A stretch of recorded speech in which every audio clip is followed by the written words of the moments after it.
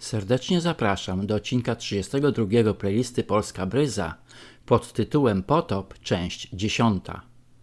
W poprzednim 31 odcinku opowiedziałem o dwóch przedstawicielach potężnej niemieckiej dynastii Habsburgów, rządzących w Europie w XVI wieku. W tym odcinku opowiem o polskim pośle pracującym dla dwóch panów. Kim był polski poseł Erazm Ciołek?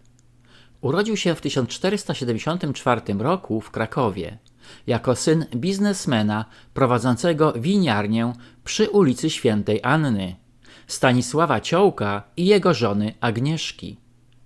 Niektóre źródła twierdzą, że był jednak synem księdza. W każdym razie jego kariera zarówno zawodowa, jak i polityczna była zdumiewająca. Podobno kształcił się w Akademii Krakowskiej i uzyskał stopnie bakałaża w 1485 roku i magistra w 1491. Szybko nawiązał kontakty i został książęcym sekretarzem u wielkiego księcia Aleksandra Jagiellończyka, którego został ulubieńcem. Mając zaledwie niższe święcenia, w krótkim czasie awansował na kanonika, dziekana i prepozyta kapituły wileńskiej, czyli przewodniczącego kapituły kanoników wileńskich. W 1501 roku Aleksander Jagiellończyk wysłał Ciołka do Rzymu, aby uzyskać przychylność papieża dla unii Kościoła prawosławnego Wielkiego Księstwa Litewskiego z Kościołem katolickim, jak również pozyskanie środków na walkę z niewiernymi. Ciołek wygłosił 31 marca 1501 roku wiernopoddańczą i antyturecką mowę, uzyskując przychylność papieża. Jednakże najistotniejsze były korzyści osobiste Ciołka, który uzyskał tytuł hrabiego pałacowego, protonotariusza apostolskiego i przywilej zajmowania tych urzędów bez konieczności posiadania szlachectwa. Poza tym w ciągu zaledwie kilku miesięcy przebywania w Rzymie uzyskał u Filipa Berwalda stopień doktora prawa kanonicznego. Po powrocie do Wilna szybko awansował w hierarchii kościelnej, dopuszczając się wielu fałszerstw. Między innymi 14 kwietnia 1502 roku przed sądem królewskim udowadniał swoje rzekome szlachectwo z herbem Sulima, dzięki czemu mógł zostać kanonikiem krakowskim. Wkrótce posiadł również kanonię w Poznaniu, Wrocławiu, Włocławku i Płocku, a w marcu 1503 roku został senatorem w Sejmie Piotrkowskim. Kiedy w 1504 roku ponownie udał się do papieża, miał uzyskać od niego potwierdzenie pokoju toruńskiego z 1466 roku, kończącego wojnę 13-letnią.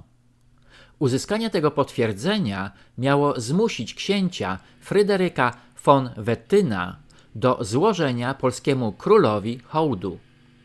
Jednakże potwierdzenia tego nie uzyskał, pomimo płomiennego przemówienia przed papieżem wygłoszonego 10 marca 1505 roku, gdyż w tej sprawie interweniował cesarz Maksymilian I.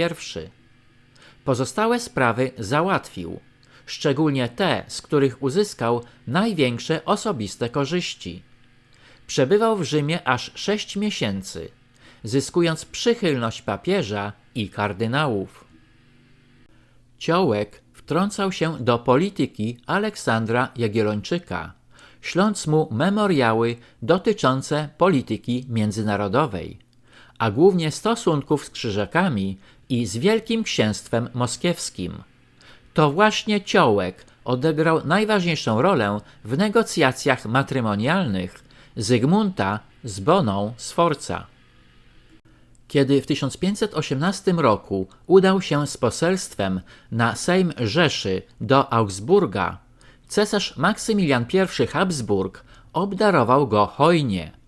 mianował osobistym kapelanem i przekazał mu herb królów Burgundii dla kapituły płockiej, w której Ciołek piastował wysoki urząd kościelny.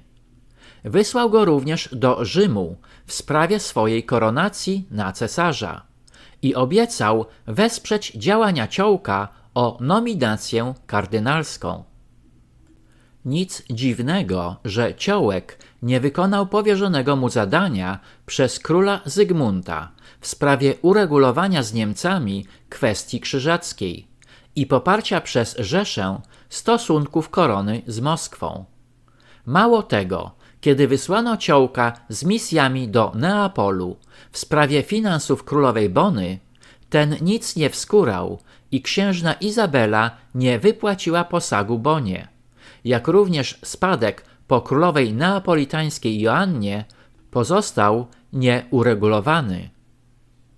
Jednakże cały swój pobyt we Włoszech Ciołek poświęcił na uzyskiwaniu korzyści osobistych, a szczególnie kapelusza kardynalskiego. Rozgniewany działalnością swojego posła, król Zygmunt Stary odwołał w 1521 roku Erazma Ciołka z jego poselstwa. Jednak ten pozostał w Rzymie, próbując na własną rękę uzyskać nominację kardynalską u następcy papieża Leona X, Hadriana VI. Liczył również, że król Zygmunt przywróci mu godność posła Królestwa Polskiego. Pomimo że łatwowierny Zygmunt przywrócił Ciołkowi godność posła, to nie zdążył on awansować na kardynała i zmarł 9 września 1522 roku w wyniku panującej w Rzymie zarazy. Erazm Ciołek był bez wątpienia agentem Maksymiliana I Habsburga, współpracującego z kolejnymi papieżami, co potwierdzają podane fakty historyczne. Dlatego też można go nazwać traitor. Powstaje więc pytanie, czy w naszej iluzorycznej rzeczywistości, w której praktycznie traitors nie istnieją, nie można znaleźć więcej przykładów z osobnikami na miarę Erazma Ciołka. Moi drodzy, życiorys Erazma Ciołka, o którym opowiedziałem, jest życiorysem karierowicza, sprzedawczyka i zdrajcy interesów Królestwa Polskiego. Niestety takich charakterów jak Erazm można wiele spotkać nawet współcześnie wśród polityków i włodarzy zamieszkujących okolice bulwarów nadwiślańskich. Powstaje jednak pytanie, czy dość znane powiedzenie „ty ciołku”, wskazujące na osobę głupią, nierozgarniętą i nieporadną, pochodzi faktycznie od nazwy młodego, niedoświadczonego byczka czy cielaka. A może jednak to powiedzenie bardziej pasuje do opisanego w tym odcinku Erazma Ciołka. Jeżeli przyjmiemy moją wersję, to zamiast używać niebezpiecznych w dzisiejszych czasach słów you traitor, bezpieczniej powiedzieć ty ciołku, ale wymawiane z dużą literą C. Dziękuję za wsparcie kanału przez Bajkofi2. Proszę nie zapominać o subskrypcjach, polubieniach i komentarzach. Na tym zakończę odcinek 32, w którym opowiedziałem o polskim pośle Erazmie Ciołku, pracującym dla dwóch chlebodawców. Serdecznie zapraszam do odcinka 33 pod tytułem Potop, część 11.